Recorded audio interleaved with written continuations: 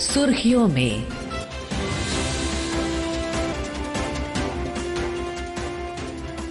ये आकाशवाणी है, प्रस्तुत है कार्यक्रम सुर्खियों में। इसके अंतर्गत सुनिए प्रधानमंत्री की 3 देशों की यात्रा से जुड़े महत्वपूर्ण निष्कर्षों पर चर्चा।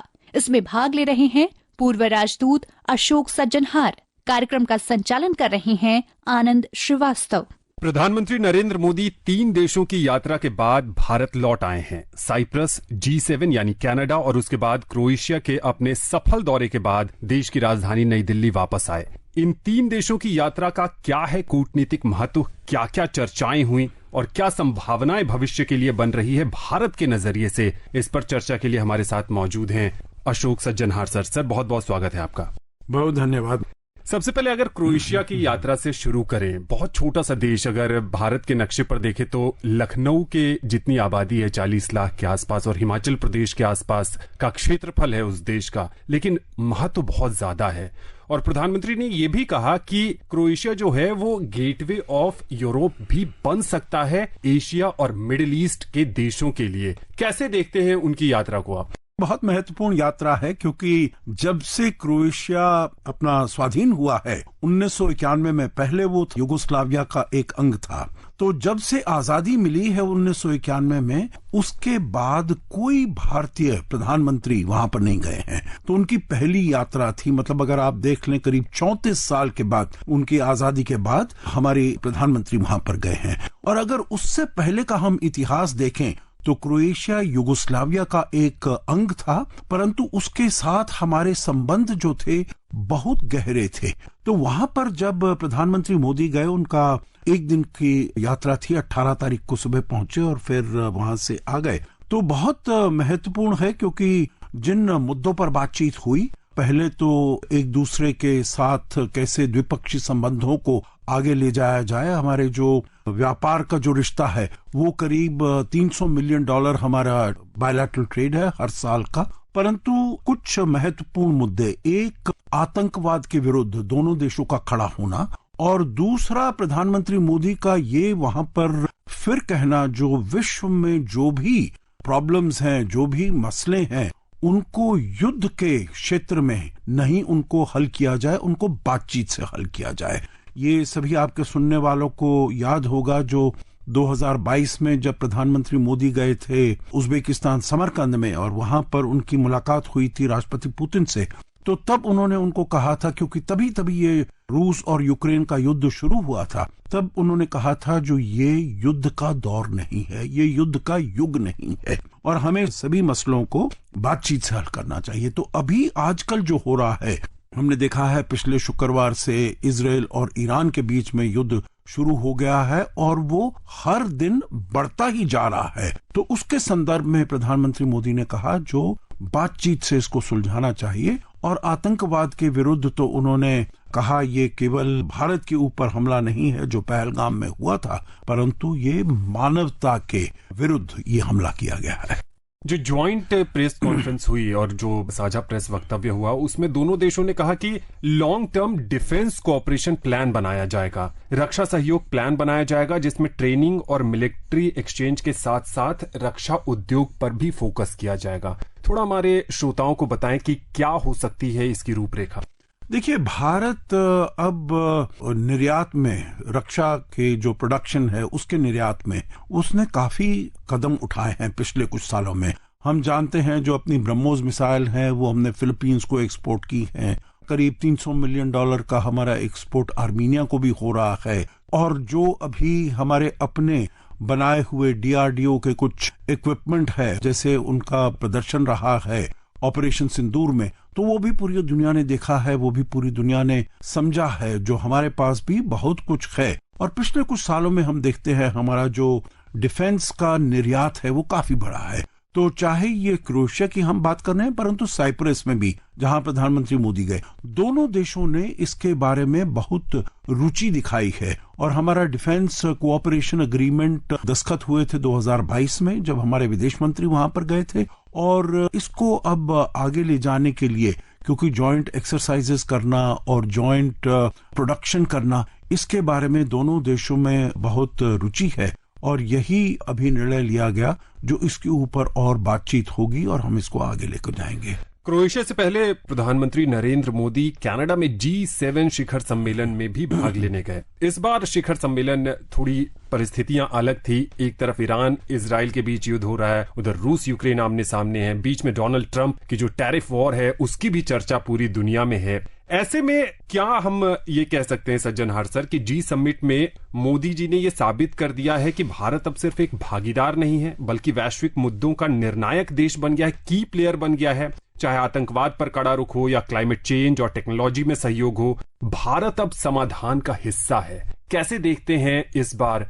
जब कनाडा के प्रधानमंत्री मार्क कार्नी से भी ये प्रश्न पूछा गया, जो भारत और कनाडा के जो संबंध हैं पिछले 1.5 साल से कोई इतने अच्छे संबंध नहीं है। आपके सभी सुनने वालों को ये याद होगा जो 18 सितंबर 2023 को तब के प्रधानमंत्री जस्टिन ट्रूडो वो कनाडा के हाउस ऑफ कॉमन्स में खड़े होकर उन्होंने कहा जो भारत सरकार का वहां पर जो एक खालिस्तानी एक्टिविस्ट उसकी हत्या में भारत सरकार का हाथ है और हमारे पास क्रेडिबल एलिगेशंस है, मतलब एविडेंस कोई नहीं है, प्रूफ कुछ नहीं है पर एलिगेशंस हैं। तो उससे भारत और कनाडा के रिश्तों में बहुत खटास आ गई, बहुत दरार पड़ गई। तो जब मार्क कार्नी ने प्रधानमंत्री मोदी को आमंत्रित किया तो तब उन्होंने कहा जो भारत एक उभरती अर्थव्यवस्था है, पूरे विश्व में उन्होंने कहा 5वीं हालांकि 4थी अर्थव्यवस्था है और सबसे तेजी से आगे गति से चलती हुई मेजर इकोनॉमी है और भारत का होना जो भी विश्व के मुद्दे हैं, मसले हैं, प्रॉब्लम्स हैं, चुनौतियां हैं, अगर उनको हमें हल करना है तो भारत का नेगोशिएटिंग टेबल पर होना बहुत आवश्यक है। और वो प्रधानमंत्री मोदी ने वहां पर जाकर ये दिखला दिया जो उन्होंने संबोधन किया और उसमें उन्होंने आतंकवाद के विरुद्ध जो बोले और जो हमने अपना मत दिया जो क्लाइमेट चेंज का जो मुद्दा है उसमें भारत एक अकेला G20 देशों का सदस्य है जिसने अपनी पेरिस कमिटमेंट्स को समय से पहले हमने पूरा कर लिया है। तो चाहे विश्व के और मुद्दे हों, आतंकवाद, क्लाइमेट चेंज तो हम बात कर रहे हैं, परंतु उसके अलावा अगर हेल्थ केयर की बात हो, शिक्षा की बात हो, इंफ्रास्ट्रक्चर की बात हो, तो किसी प्रकार की भी बात हो, जो भी चैलेंजेस हैं, चुनौतियां पूरा विश्व जो जूझ रहा है, तो उसको अगर ठीक तरीके से उनके साथ सामना करना है तो भारत का वहां पर होना और भारत का मत जानना बहुत ही आवश्यक है।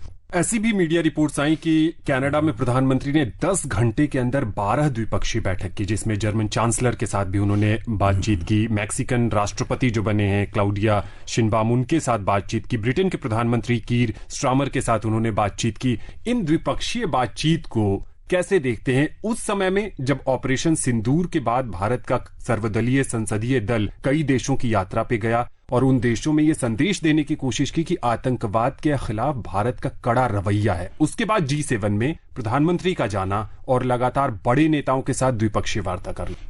जो भारत की ये डेलीगेशंस गई, 60 डेलीगेशंस गई, 33 देशों में वो गए और वहां पर उन्होंने भारत का रवैया बताया। तो केवल ये नहीं जो भारत का रवैया बहुत कड़ा है, परंतु जो भारत ये लड़ाई लड़ रहा है आतंकवाद के विरुद्ध, ये केवल भारत अपने लिए नहीं लड़ रहा, ये विश्व की लड़ाई है और विश्व को भारत के साथ आना चाहिए और इस लड़ाई में सम्मिलित होना चाहिए। और दूसरी बात जो भारत ने कही वो ये जो अगर आतंकी हमला हमारे ऊपर होगा तो हमारे पास आज सक्षमता भी है और हमारी विल पावर भी है जो हम उसका मुंह तोड़ जवाब देंगे।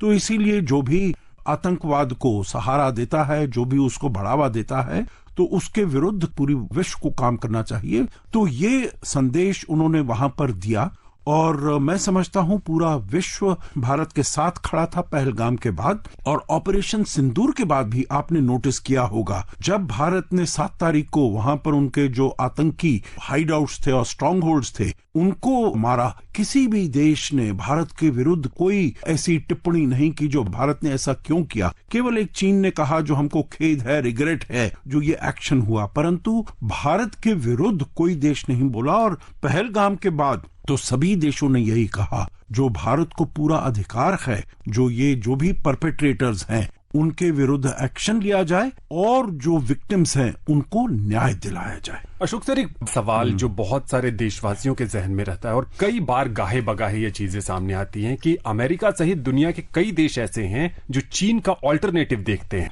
और उस दिशा में वो उभरती हुई अर्थव्यवस्था के नजरिए से भारत को तरजीह दे रहे हैं। इस G7 में क्या उसमें भी कुछ गति देखने को मिली आपके नजरिए से?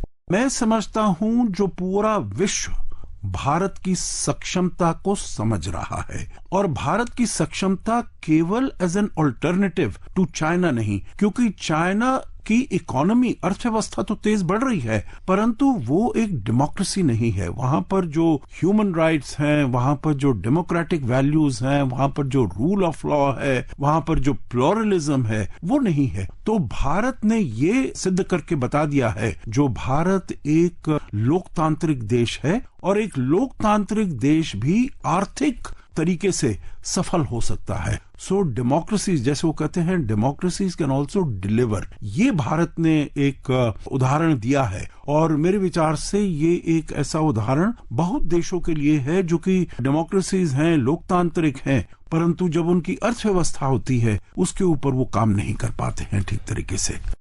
अब थोड़ी चर्चा साइप्रस की कर लेते हैं, क्योंकि सबसे पहले प्रधानमंत्री वहीं गए थे। पूरी दुनिया में जब प्रधानमंत्री जाते हैं, लेकिन जब साइप्रस गए तो वर्ल्ड मीडिया ने कहा कि यह तुर्की को एक संदेश देने की कोशिश है। 13 लाख की आबादी है साइप्रस की, बहुत छोटा सा देश, लेकिन प्रधानमंत्री का वहां जाना और वो ग्रीन बॉर्डर पे जहां पर एक तरफ जो तुर्की है और दूसरी तरफ वहां पे साइप्रस पर जो कब्जा कर रखा है तुर्की ने, उस पर जाना और वहां से संदेश देना, क्या आपको लगता है कि जो पहलगाम हमले के बाद तुर्की ने मुखर होकर पाकिस्तान का साथ दिया था, ये करारा जवाब था?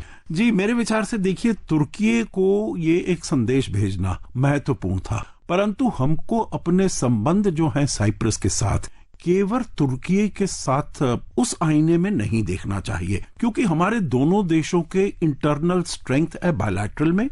आपका पहला प्रश्न था जो साइप्रस और क्रोएशिया को अगर हम यूरोप की नजर से देखें तो उसमें बहुत महत्वपूर्ण है, और फिर अगर हम आईमेक कनेक्टिविटी में देखें तो India, middle east, Europe economic corridor में दोनों साइप्रस और क्रोएशिया का बहुत महत्वपूर्ण रोल है। फिर जिसे हमने बात की EU और इंडिया का FTA फ्री ट्रेड एग्रीमेंट, इस साल के आखिर तक हम उसे खत्म करने वाले हैं, हमारा ये इरादा है। तो इसमें इन दोनों देशों का बहुत ही महत्वपूर्ण योगदान रहेगा। तो मैं कहूंगा साइप्रस का और क्रोएशिया का भी इसमें आता है। बायलैटरली हमारे संबंध जो हैं बहुत ही स्ट्रांग हैं, रीजनली हमारे संबंध EU के हिसाब से बड़े स्ट्रांग हैं, और तुर्की को ये मैसेज देना वो उसके साथ जरूर जाता है, क्योंकि उसमें हमारा जो जॉइंट डिक्लेरेशन है उसमें बिल्कुल ये जिक्र किया है टेरिटोरियल इंटेग्रिटी, सॉवरेंटी। भारत ने बिल्कुल ये कहा है जो हम साइप्रस के साथ हैं, जो ये साइप्रस का मसला है इसको UNSC रेजोल्यूशंस के अकॉर्डिंग करना चाहिए,